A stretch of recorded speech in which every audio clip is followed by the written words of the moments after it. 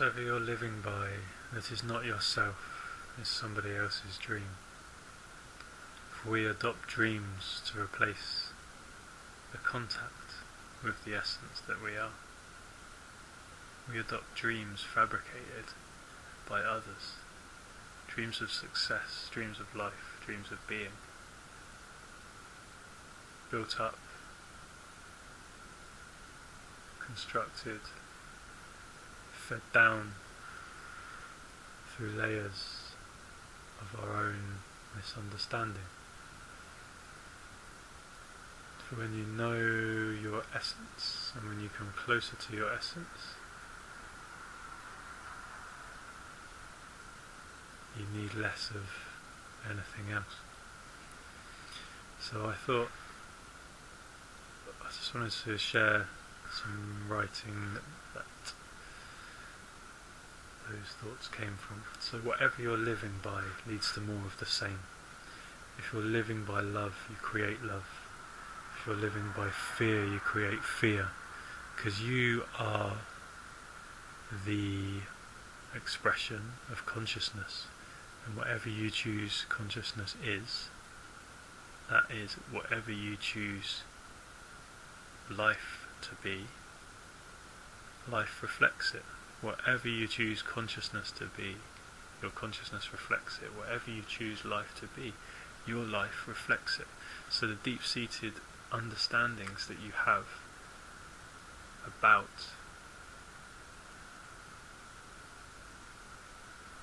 being human and being here are carried forth into the world you create in order to lay testament to your understanding, to state your understanding.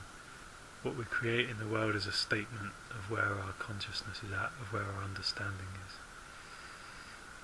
And we may know that being loving leads to more love, and being negative leads to more negativity, because our experience teaches us this. But, like I've written here, but how much have we learned this? To what extent do we see this fully and live like we know this?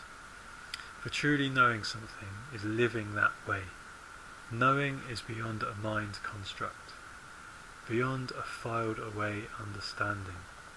It's beyond a cognitive process, beyond a I get it on a mental level. It's like as it seeped into your being, as it seeped into your fundamental consciousness. Because if it hasn't, then it's not true knowing. And this is where affirmations come in and the law of attraction comes in. If you don't fully feel what you're stating, if you don't fully infuse your consciousness with the energy of what you want to bring into your life, you don't bring it into your life. It's not a mental projecting, it's a fully felt experiencing where like attracts like. So truly knowing something is living that way. Knowing is beyond a mind construct, beyond a filed away understanding. True knowing is true understanding. What you know, what you understand, you live by. You live with, through and for. Because knowing this fully, knowing ourself fully, we would never create anything less than ourselves. We would never create anything less than love, which is our true self. But we don't always know ourselves fully, hence the worlds, hence the discord, hence this ground held out in time-space for us to learn, to the extent we need to learn. So time-space is kind of like held within our understanding to the extent we need to learn from it. Like if we're fully ingrained in the time-space world, it's because it has a lot of lessons left to teach us. But if we're starting to find our way out of that and back towards our divinity, it's because many of the lessons have been learned and we're integrating those lessons towards peace, towards love, towards true self. So more to learn, more learning presents itself.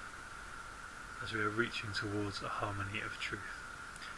And in this harmony of truth, love follows love. Reaching towards a harmony of truth where love follows love, and love creates more of the same, even though there may be seeds of its opposite cropping up, trying to draw you back in, as the duality tries to assert itself over the unity you are reaching. So it's all one spectrum of consciousness, from oneness down through to duality. But somewhere on that spectrum, from duality to oneness, or oneness to duality, there is a quantum leap. There is just like in cymatics, where frequencies are vibrated through drum skins which have sand on the top. As the frequency changes, goes from a lower to a higher frequency, like a for a lot of that time, the sound would take a certain shape on the drum skin. But at a moment when the frequency is a continual change in the frequency, but at a single moment there's a shift and the sound actually rearranges itself in a new formation. And this is how consciousness rearranges itself. This is vibration. This is life in its expression. So it's like, as we reach towards unity,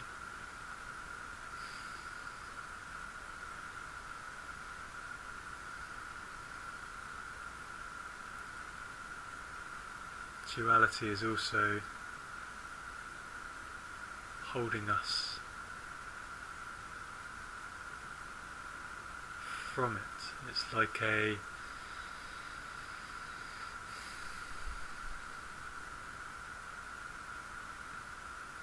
functioning in duality. We see in duality's terms, and duality is our way of seeing. Functioning in oneness, we see in terms of oneness, and oneness is our way of seeing. And if we're liberating ourselves, we're working our way out of time and space and into oneness. And so somewhere on this spectrum, from sort of a denser consciousness where time and space take hold, and a lighter, higher vibration consciousness where there is just oneness, ultimately no vibration, just pure light spirit. Somewhere in that transition there's a quantum leap, there's a paradigm shift out of duality and into oneness. So I've written here, where love follows love and love creates more of the same, even though there may be seeds of its opposite trying to draw you back in. So the duality kind of trying to reassert itself as you shift out of it and into love.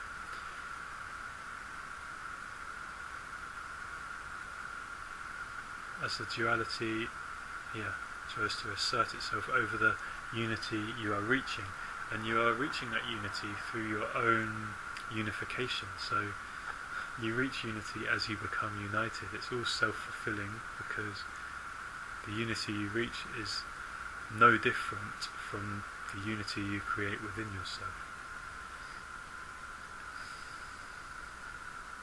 And this is the nature of one, the nature of oneness. If you want unity, become unity. This is how it works, because what you want as unity is not something outside you, because it's all an expression of the self, and you are that self. We need to know the basics, because we live like we don't much of the time. We need to know the basics, because we live like we don't. We don't live like attracts like. So we don't live like love leads to love. We live like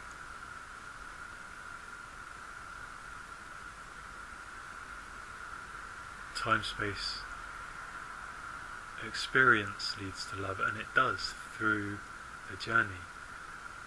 But on that journey you have to make the decision to elevate. You have to make the decision to... It's becoming conscious of the process, and the process is, if you want to shift up towards love, you have to stop knocking about in the to and fro. You have to stop thinking that knocking about in the to and fro is going to get you to anywhere meaningful, because that place of meaning is beyond the knocking about. So we don't live like attracts like, we live in projected futures. So we live in this knocking about. We live working in jobs we don't like lots of the time, for futures that exist in our imagination. Like, we imagine if we continue knocking about in this job for a while, we'll have what we need to do what we want. Or if we wait till we feel better, we can be in the now, rather than doing it now, or rather than living what you need to live now. And remember, now is all there is. So now is the only time you get to choose, and now is where you are choosing, whether you recognise that or not. You are choosing your reality. But this whole thing about working in jobs we don't enjoy or don't like or aren't fulfilling us, we do it for what? Because we imagine that it's going to get us what we need, what we want. Because we forget what we want and what we need is who we are. We forget that we are what we search for. And so we end up searching out in external symbols of money, of success, of prestige, of status. Working in jobs we don't like, for futures that exist nowhere but in our imagination. So we imagine we get to a certain place, and maybe we will work our way up this ladder somehow or other.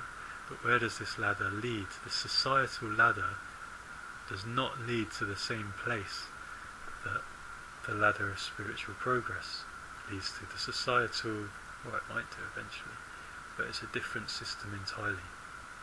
Societal success is a different kind of success to spiritual success. Because societal success is the success of one part over another. Spiritual success is the success of finding the whole that you are. So again, is your success based on parts or wholeness? If you can integrate the two, amazing. That's wonderful. But what I'm saying is, it's the whole that we're essentially working towards. When we realise that we are that whole, we stop ourselves getting locked in mechanisms of future projection where we think we're going to get where we need to be in the future. Past and future ultimately don't exist, as we talked about before. It's only this moment now. And in this moment now, you are choosing what consciousness is. Like, now is an offering to you, to your consciousness to express. And your consciousness is an offering back to now. It's like God offering life so you can offer life back to God. It's like a circle that we can complete through our own minds, through our own beings, but through a choice of understanding, through a clear mind which enables that circle to be held. It's a consciousness that runs through all aspects of our life that enables that consciousness to be held. But for me anyway, certainly for myself, I feel I need a clear head in order to keep that circle going, keep that consciousness flowing. So this sort of drive for the future that we get locked in when we consider ourselves as a limited part which needs to better itself to get to somewhere better, this mechanism holds time perpetually. It holds success, it holds deliverance of whatever it is we want. It doesn't have to be spiritual deliverance, although ultimately that's what we're talking about. It holds it out in front of us. It's like, I'm here, it's there. It's like the duality again, the positioning that happens in time-space. And no matter how far we get, if our minds are locked in that mindset, then that future goal just sort of eludes us as we work in this time-space kind of process. That future goal just continues on out into the future. You know, you achieve one goal and there's another one. You jump through one hoop and there's another one. Endlessly. This is how it goes. So we're always working but never getting to. This is the locked in time and space. You can get all the worldly success you want, but it will never make you happy. This is no new idea. It's just, I'm highlighting the mechanism behind it. It doesn't make you happy because happiness is in finding yourself. So we say to ourselves, I'll be now another time. If We may know presence is where it is, where we are, where love is, where meaning and connection to ourselves, each other, the universe is. We may know that's now, but often we feel like, oh, now it's not convenient. We'll be now later, you know. I'm going to be in the now, but if something difficult comes up, I'll come out the now and I'll go back to the now later. So this is where we get misguided. It's like the choice to be now is regardless of circumstance, because circumstance is not of now, circumstance is not the eternal truth, circumstance is the arising and falling, the passing forms of the duality. And in being now, we are being present to whatever circumstance is here, or appears to be here. And then presence is what grows in us, independent of circumstance, and growing beyond circumstance. So there's no longer a dependency on circumstance, no longer a dependency on a certain aspect of the duality to satisfy us, and therefore we are no longer invested in a certain aspect of the duality. So presence is undercutting, over mining, it's blasting away time and space. So again, we see this in the whole sort of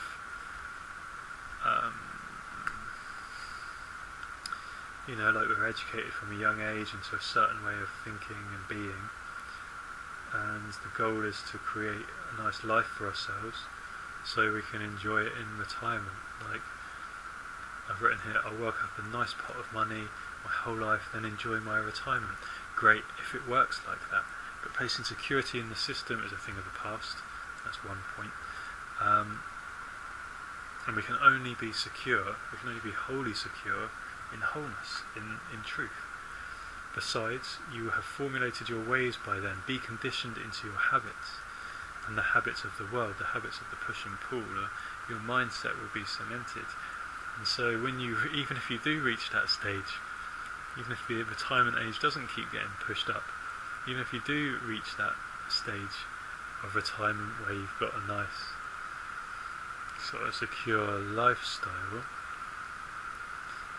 in many ways nothing will change, because you've set your course. Through each moment of now you existed in your life, you chose that time and space wheel of samsara, of birth and death, you know, that wheel of ongoing work, that wheel of working towards a future. You know, it's like it's very difficult to break that momentum if you've been using the present moment to set that momentum all your life. So we become conditioned into our habits, and even if we do eventually reach where we wanted to get to, those habits have a momentum which tends to continue. And so even if we've been working all our lives and then we do suddenly find space, it's very difficult to unfurl into that space instantly if you've set this momentum of worrying throughout your whole life, and this is how you operate. And besides, will we have the energy at a later time? Where is our energy? Our energy is here, where we are. Like our life force is not in the future, it's not in the past, it is here. Your life energy is here and now. So the beauty is you can realise this at any time, even when retired. There's never a lost case, never a lost cause. Realisation operates regardless of time.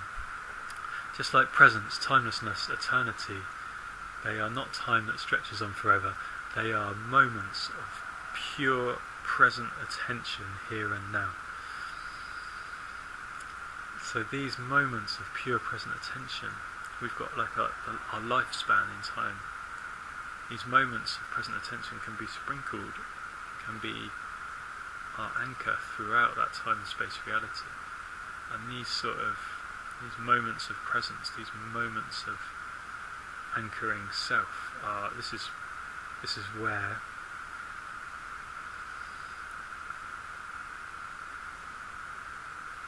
we anchor spirit to the earth, and we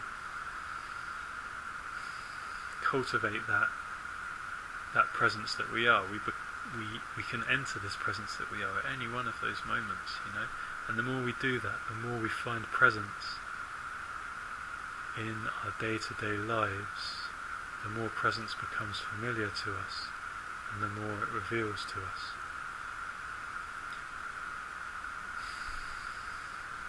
So I'm just stating trends here, and I've written, living by time, we never get to where we are, because where we are is not dependent on time. Where we are is independent on time. So this is the nature of time. Time is a continuum, and we are always in one aspect of that continuum, waiting for another aspect, or regretting an aspect that came before, just like in space. Time and space, they're functions of each other. Like, it takes time to get from A to B, and it takes time to get from A to B, because A to B are separate spaces. It's like that time and space are the same function expressed differently. So we can choose pure awareness, pure consciousness, pure presence, or time-space. And this time-space continuum, because we conceptualize ourselves as parts within that, and we can only be parts within that, it's a constraint. It's a constraint on seeing ourselves. We make ourselves so small that we can't see our entirety. We don't see our entirety in that. Only when you are primarily in your consciousness, in your presence, in your awareness, can time-space be expanded to that presence, that awareness. And then it's no longer time-space, then it's presence, then it's consciousness, beyond time and space, operating within time and space. Living by time, we never get to where we are. This is the nature of time. We never get there, we never arrive. You have to go beyond time to be here. You have to go beyond time to be here. You have to drop time to be here. You have to seep through the pores of time to be here. You have to live without the clock to be here. Otherwise it's always next step, next step, next step, march, 1, 2, 1, 2, 1, 2. Rein in the past and future. So bring in the past and future to this present moment here now. So all of your everything, all of your thoughts, your feelings, they exist now in you. Look at them now in you, see them now in you. Rein in the past and future. Only then can you be here and feel the truth of love to the extent where you can actually live it, where your life becomes the natural reflection of it, and not just a reflection, for it is the love that you are, and it's the free flowing of it through you, which is, you are just that flowing, and that light, that effulgence, and that apparently solid thing that it radiates and flows through. You are all of it, and it is all of you, and it's one consciousness. Otherwise the life you are is always outside yourself, some other time in some other place, and it is lost to you. Never lost, not ultimately, but in your relative experience it is lost to you. So if you don't, in a relative experience where you know some things and not other things, if you don't know your ultimate truth, then how can you experience it? In a relative time-space existence, we only experience what we know, which is what I said at the beginning. We only experience what we know. We go by what we know. And life, because it just seeks to go where we place it, because we are life, goes the way we allow it, goes the way we show it, lays testament to our own understanding, proves to itself, to us, to itself, what it is. This is life learning of what it is through us. This is life learning through us of what it is. Life, us, it's all one and the same. All it takes is the will to be here, to know who you are, to know who you are, to be here.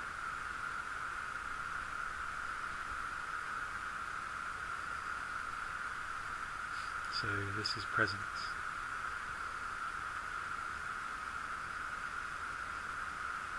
Be here now, beyond the words, beyond what those words mean to you. Those words are just signposts to an actual experience.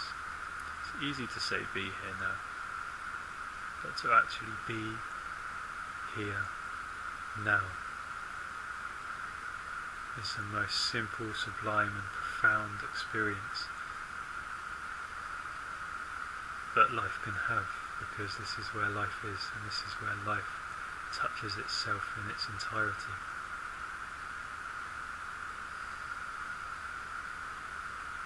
And with the practice of this in time and space, this eternity is revealed to us deeper and deeper and deeper and deeper and deeper and deeper and deeper and deeper, until we shed the shackles of time and space, and we shift into that way of being that is our true nature.